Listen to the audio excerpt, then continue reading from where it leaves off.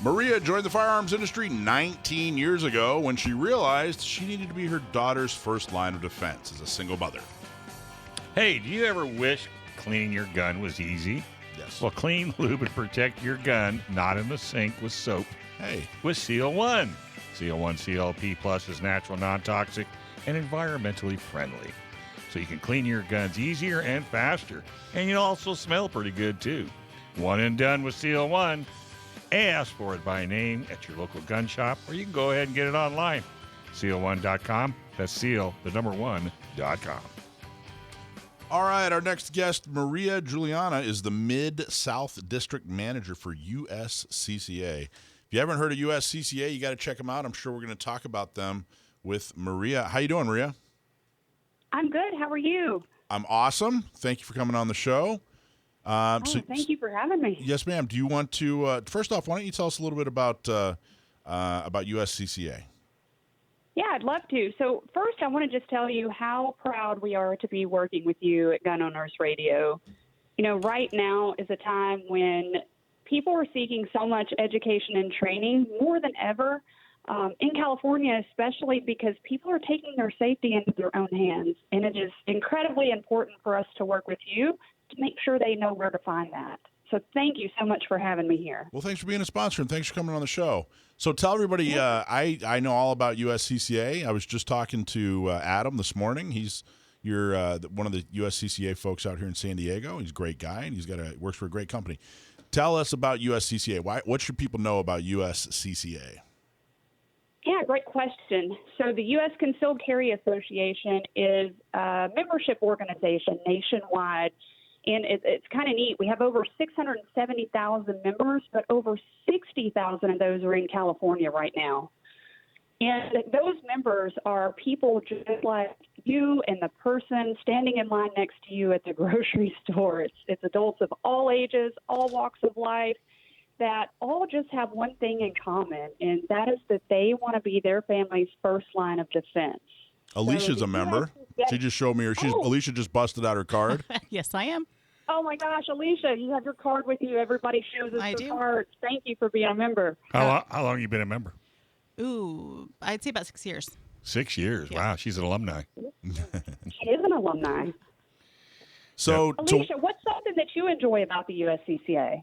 You know, I love the training through the app. I'm an elite member, so I get some of those kudos of those extra training opportunities. But I love being able to have those at my fingertips whenever I need them.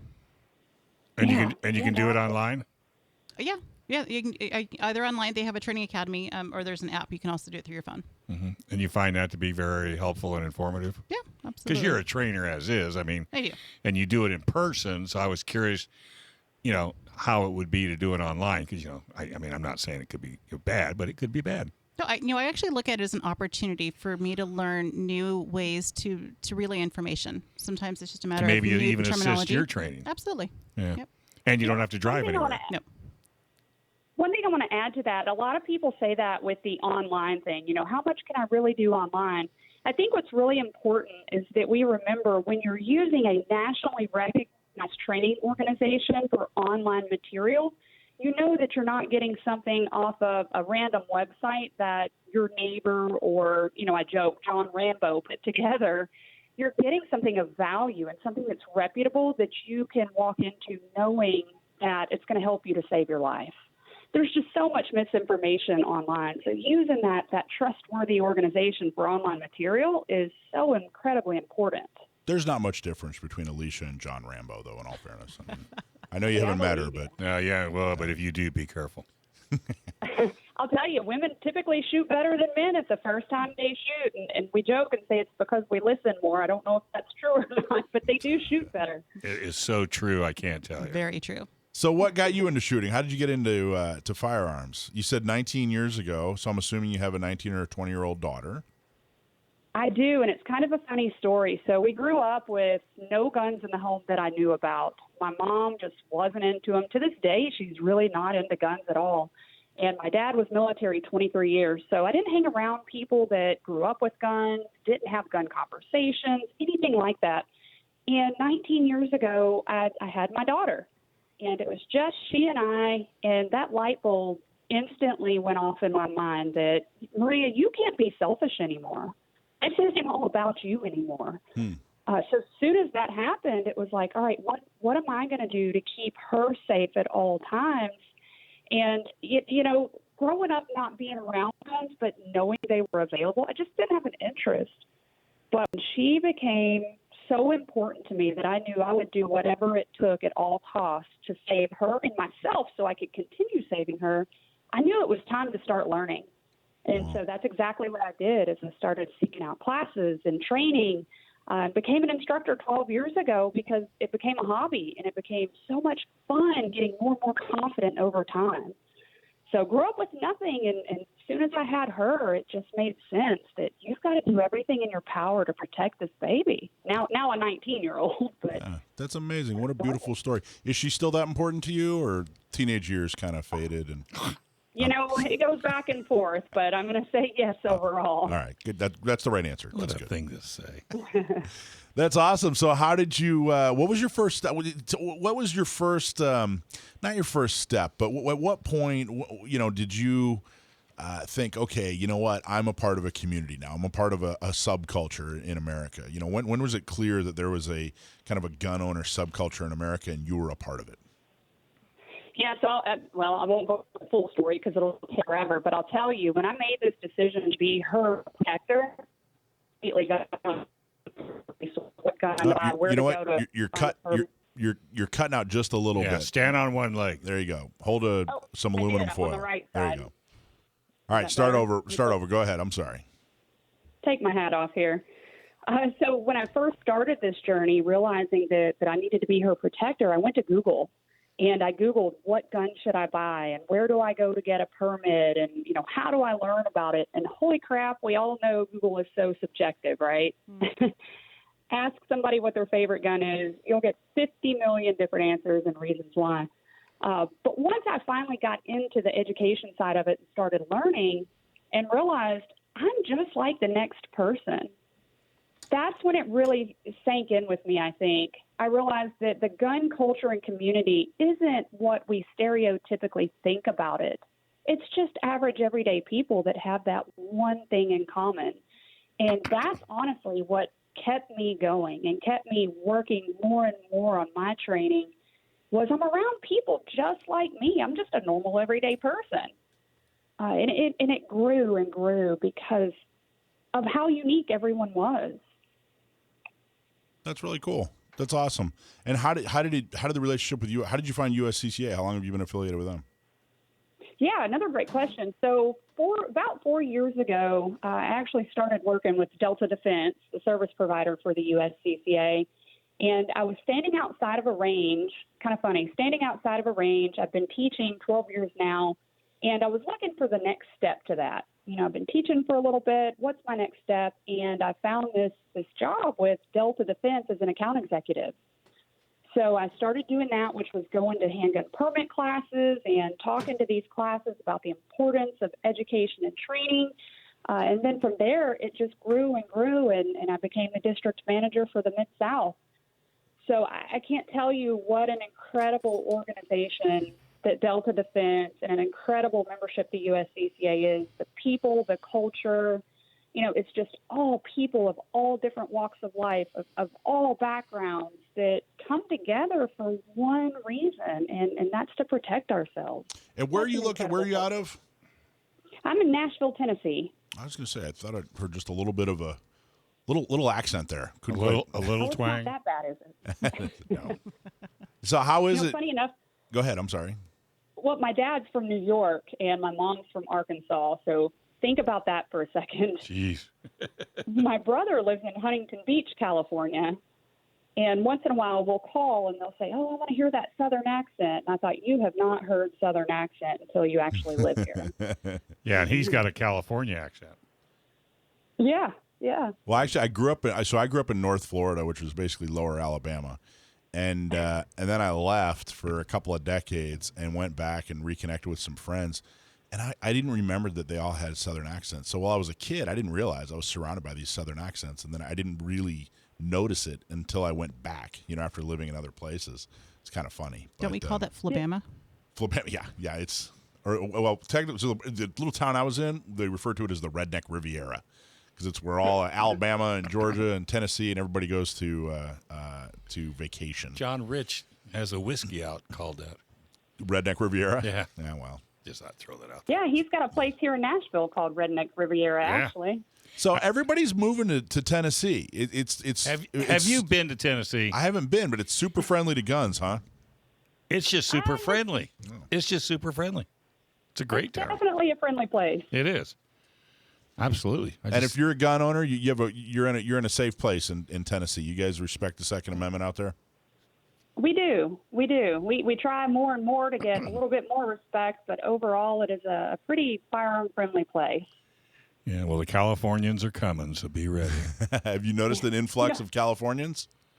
Oh, my gosh. We joke about that probably for the last 2 years. Every time you run into someone and say, where are you from? California is one of the first places that they say they're from. All you got to do is check the menu. When you start seeing sushi, avocado toast, and yogurt, you know they're here. You know they're here. That's the truth. Or they ask to hold the cheese sauce. Oh, that's right. Yeah, those guys are big on cheese sauces. Mm-hmm. You'd be in heaven. So we're gonna go to gonna keep her? Yeah, we're gonna keep her. All right, folks. A lot of companies are so frustrated with their websites. Frustrated. That's what I said. Yeah.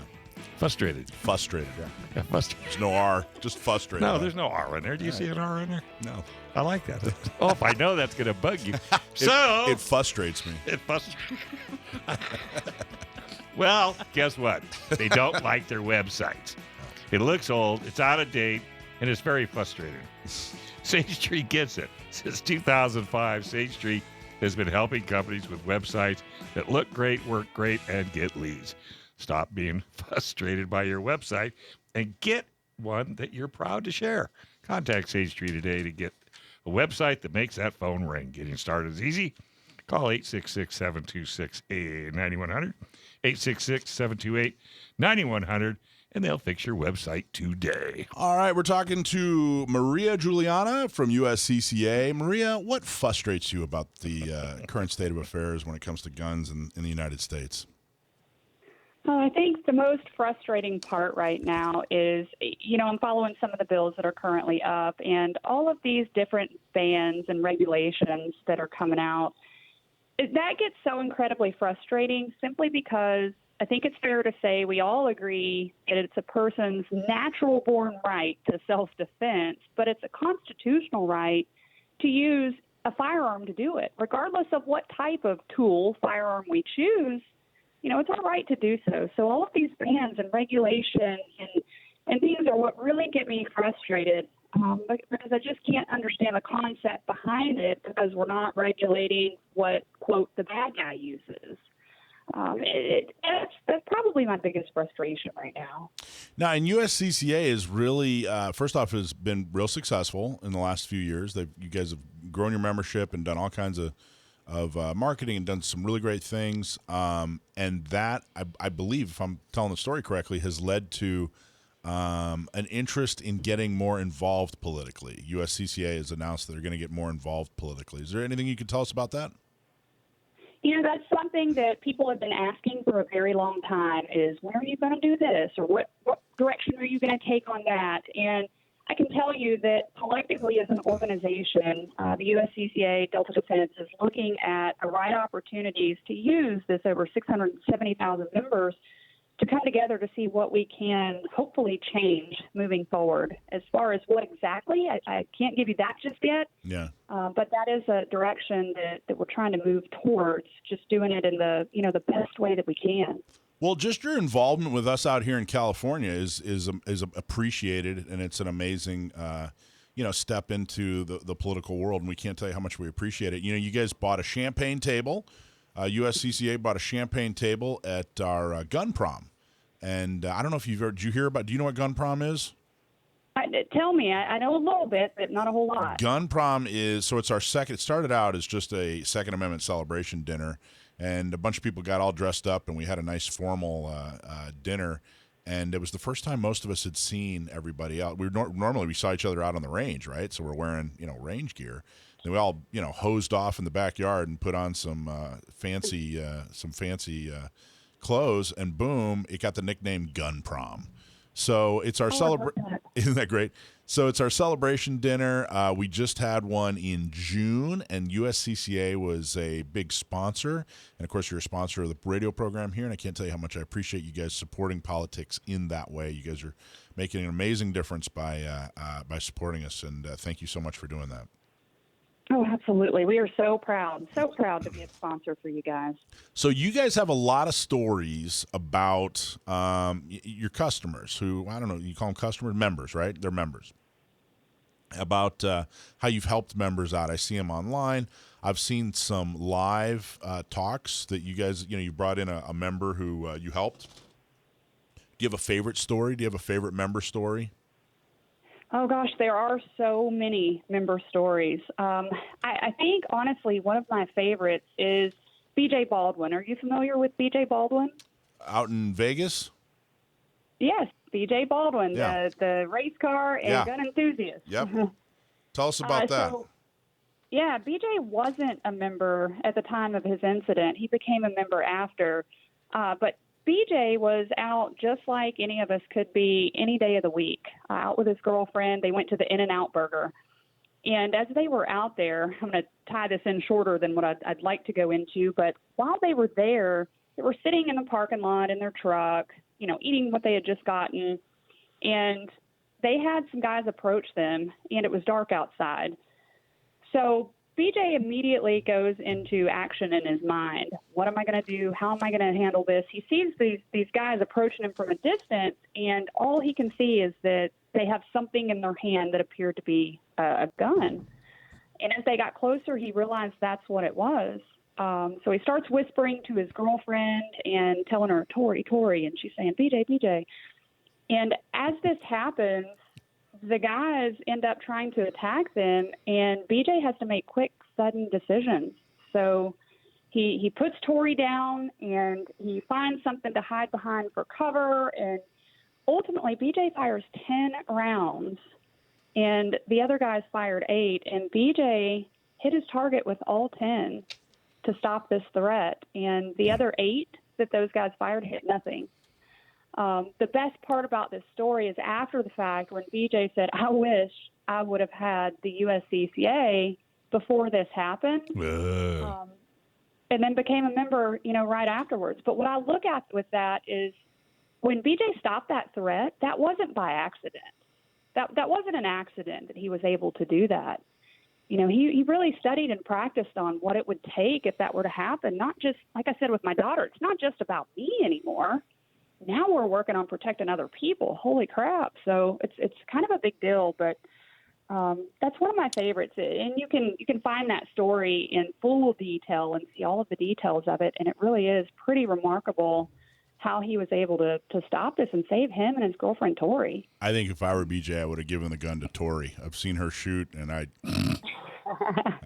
It's something about women. I know. The women are always better. She's a much better shooter than I am. I don't know about BJ, but she's a much better shooter than I am. Tori is a competitive shooter. She's been a competitive shooter. Sounds like BJ did just fine. Did just fine, I guess. Yeah. So you learned from her, maybe. He didn't waste any ammo. So you're pretty involved in getting women to shoot as well, right? Don't you lead a women's or a ladies shooting group? I do. Out here in the Nashville area, we do a ladies group twice a month.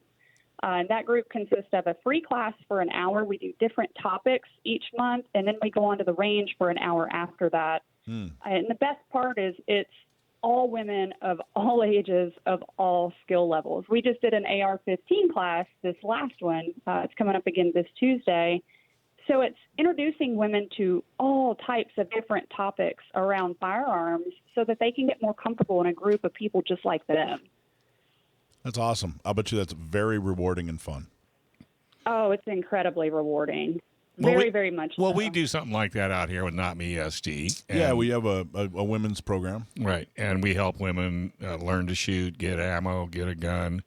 Yeah. And we don't charge, and we've done over 600, closing in on 600. We assign them to an ambassador who's a trained volunteer, and she helps her again buy a gun, get training, get a CCW. Those are the three things. And it's hands-on. It's not just information on a website. We're very, very proud of our program. It's and the very majority of the ladies that take the class end up being ambassadors. hands-on. A lot of them do, yeah. And that's the cool part. Yeah, it's very, very It's like cool. a fraternity. I think is so great. the face of gun ownership is changing drastically in this country, think wouldn't so. you say? It is. In fact, the National Shooting Sports Foundation did a survey for 2021, and over 33% of new gun buyers were female.